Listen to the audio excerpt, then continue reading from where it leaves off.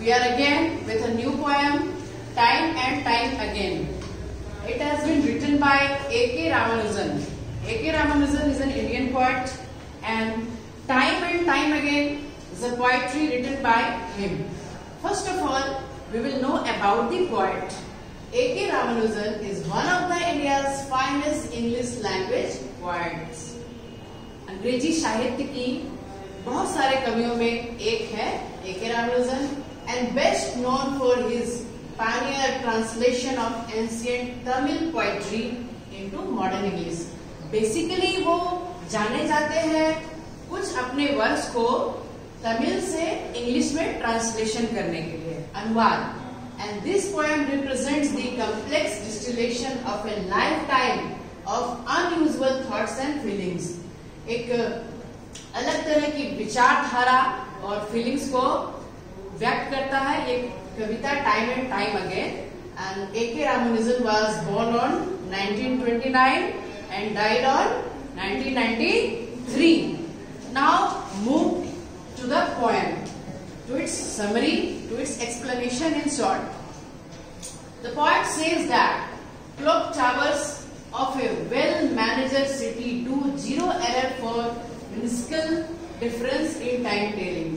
कवि कहते हैं कि बहुत सारे क्लॉक टावर्स होते हैं, जो आपने देखा होगा कभी हमारे चाईबासा टाउन में भी एक टावर की तरह बना होता है, उसके ऊपर एक घड़ी लगी हुई होती है, that is called clock towers, और वो लोगों को अलग अलग तरह का समय बताते हैं.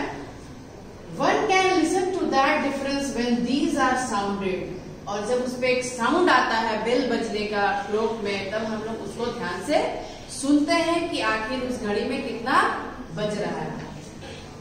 He says that this difference is due to some technical defects left unrectified by the watchmaker. ऐसा क्यों होता है कि उस घड़ी बनाने वाले ने कुछ न कुछ उसमें टेक्निकल गलती की है, जिस वजह से टाइम में क्या दिखाया जाता है, डिफरेंस. यानी कहीं पर 8:05 हो रहा है, कहीं पर 8:10. So there are various kind of differences that we see in a watch in clock towers. ठीक है. Mislocation, imbalance, fixing of their shaking hand, etc. are those technical error. तो वह तकनीकी गलतियां क्या हैं? कौन सी ऐसी गलती है जिस वजह से टाइम गलत बता रहा है? तो वहां पे दिया है कि मिसलोकेशन, उसको गलत जगह पे प्लेस कर दिया गया हो.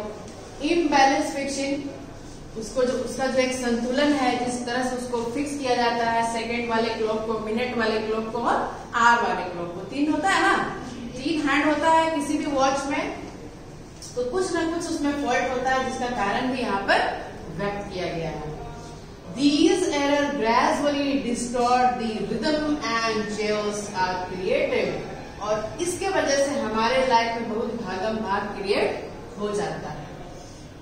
Bronze of alloy cut off sometimes by the change of wind. और कभी कभी इसमें कुछ मटेरियल होता है जो कि ब्रॉन्ज का, यानी कि वो तांबे का या कुछ अलग मटेरियल का बना होता है, वो भी उसका कारण हो सकता है. When these followers of religion so diverse would anyhow reach at the state of enlightenment.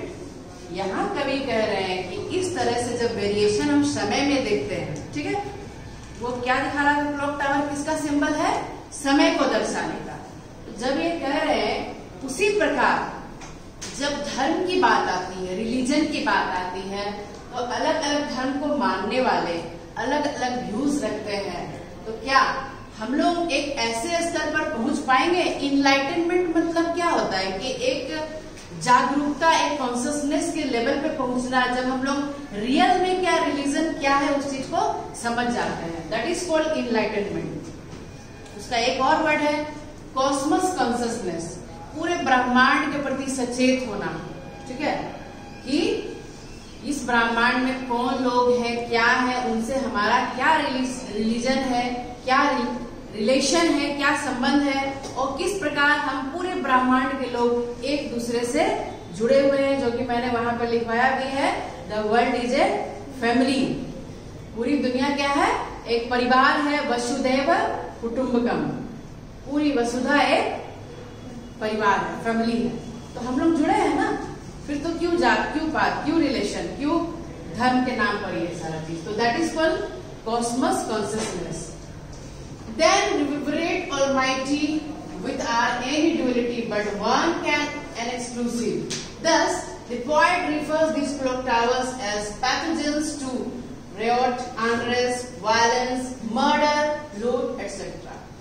तो हमारे विश्व में इस तरह की बहुत सारी घटनाएं हो रही है, बहुत सारे दंगे फसाद हो रहे हैं, अशांति है, हिंसा है, कहीं लोग मर्डर कर दे रहे हैं, कहीं और तरह किसी प्रकार का कांड हो रहा है। तो ये सारे जो एक्टिविटीज है जो कि धर्म के नाम पर गलत है, फिर भी हो रहे हैं।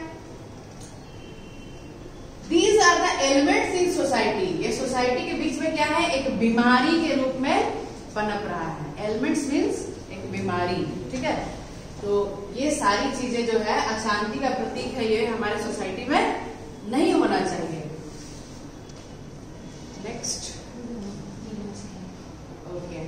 तो अभी हम लोग इस कविता में टाइम एंड टाइम अगेन से क्या सीखे कि रिलीजन, धर्म जो है एक यूनिवर्सल रिलीजन होता है, उससे हम एक ह्यूमैनिटी, इंसानियत, ह्यूमैनिटी से बढ़कर कोई रिलीजन नहीं है।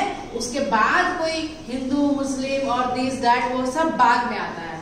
सबसे जो ऊपर लेवल का रिलीजन है, धर्म है, वो क्या है, ह्यूमैनिटी, जो पूरे ब्रह्मांड में, पूरे विश्व के लोगों के बीच में होनी चाहिए। And this thought has been expressed in this poem by A.K. Ramanujan, an Indian poet, referring and symboling time, a clock tower, एक क्लॉक टावर और टाइम के माध्यम से वो हमें इन सारी चीजों को व्यक्त कर रहे हैं। There should not be any kind of rest, violence, किसी प्रकार का हिंसा और अशांति इस दुनिया में नहीं होता अगर हम लोग इस सोच तक उठ जाते हैं कि there is only one religion, that is humanity.